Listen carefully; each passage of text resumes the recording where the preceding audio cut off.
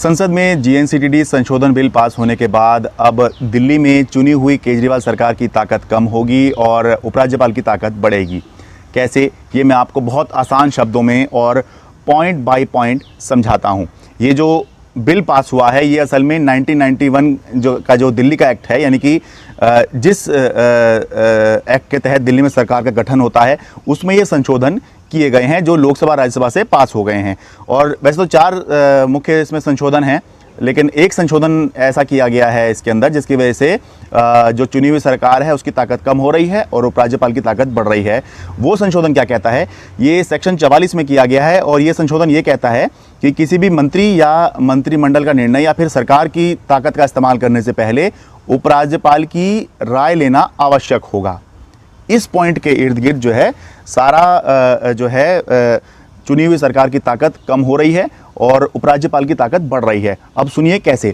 पहले तो ये साफ करना ज़रूरी है कि ये कहा गया है कि उपराज्यपाल की राय लेना ज़रूरी है।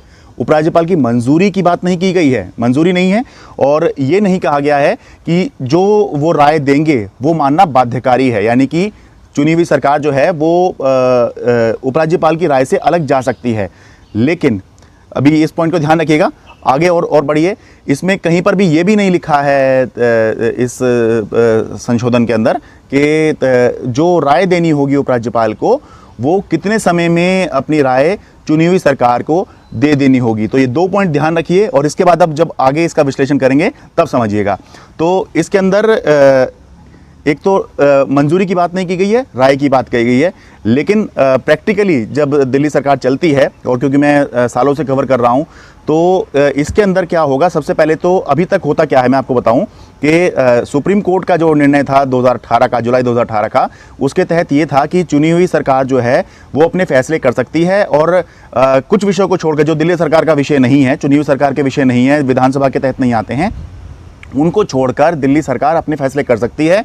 एलजी से उसको अनुमति नहीं चाहिए, एलजी की राय नहीं चाहिए, केवल एलजी को सूचित करना होगा। लेकिन अब जो है इस संशोधन के बाद में दिल्ली सरकार को एलजी को अपने फैसलों के अंदर प्रक्रिया का, डिसीजन मेकिंग प्रोसेस का हिस्सा बनाना होगा। तो जब एलजी को आप इन्वॉल्व करेंगे अपने डिसीजन मेकिंग प्रोसेस में तो जाहिर सी बात है कि अब जो है और वाइडर कंसल्टेशन करना पड़ेगा, तो आपको फैसले लेने में समय लग सकता है, नंबर 1। नंबर 2, एलजी जो हैं ये अपनी राय कब तक दे देंगे ये भी इसके अंदर क्लियर नहीं है। तो जितना समय एलजी लेंगे फैसले लेने में, उतनी ही देरी जो है फैसले को लागू करने में चुनी हुई सरकार को होगी। अब कहने को ये भी कह सकते हैं कि देरी तो मंत्री भी करते हैं, लेकिन उनकी अपनी सरकार होती है, वो निर्वाचित होते हैं और उनकी जवाबदेही होती है जनता के प्रति। तो इसीलिए जो है ये जो देरी है ये कहीं ना कहीं अखरती है, अखरेगी।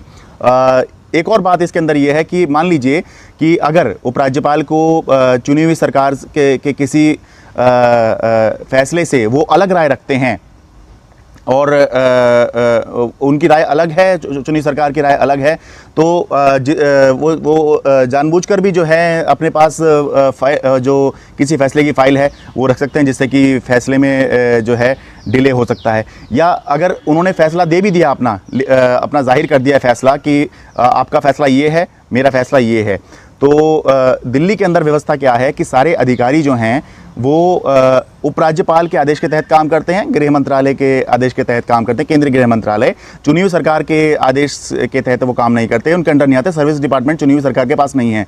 तो ये बहुत ही मुश्किल होगा चुनी हुई सरकार के लिए कि वो अधिकारियों से वो काम करवा लें जो वो चाह रहे हैं और एलजी नहीं चाह रहे हैं। तो ये एक प्रैक्टिकल बात है, ये कहीं लिखी हुई नहीं मिलेगी, लेकिन ये जब हम कवर करते हैं तब हमें पता चलता है कि राय अलग है, इस वजह से जो है फैसले लेने में देरी हो रही है। मान लीजिए जैसे अभी door step delivery of ration का मामला चल रहा है, उसमें चुनी हुई सरकार चाह रही है कि हमें ये फैसला लागू करना है और एलजी नहीं चाह रहे हैं।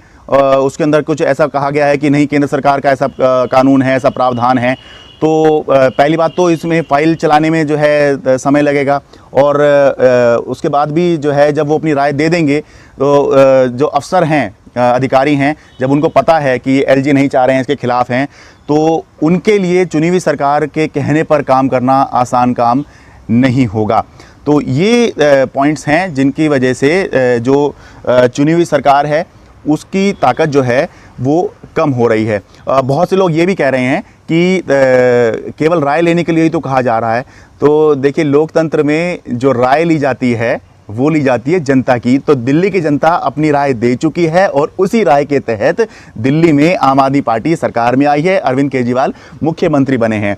तो राय लेकर आई हुई जो सरकार है उसको ही कहा जा रहा है कि आप फर्दर आगे राय लीजिए उपराज्यपाल की।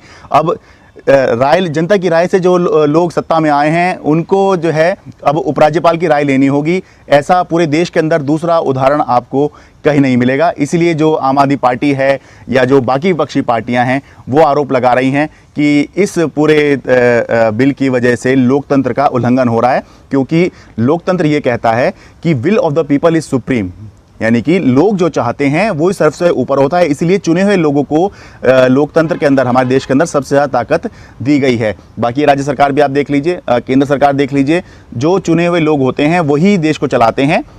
बाकी राष्ट्रपति, राज्यपाल जो होते हैं वो एक संवैधानिक प्रक्रिया का हिस्सा होते हैं, लेकिन पावर जो है, सारी ताकत, सारे फैसले जो हैं वो चुने हुए लोग करते हैं। लेकिन यहाँ पर इस मामले में राय लेने के लिए चुने हुए लोगों को ही कहा जा रहा है कि आप नियुक्त लोगों की राय लीजिए। और बेशक एक बार फिर बता दूं, एलजी की राय मानना चुनी हुई दिल्ली सरकार के लिए बाध्यकारी नहीं है, लेकिन प्रैक्टिकल बात ऐसी है कि जब आप राय लेंगे तो देरी भी हो सकती है, और जब एलजी की राय से अलग आप कुछ करने की कोशिश करेंगे तो वो बहुत आसान नहीं होता है दिल्ली में चुनी हुई सरकार के लिए। अभी तक का प्रैक्टिकल जो एक्सपीरियंस है वो मैं आपको बता रहा हूँ।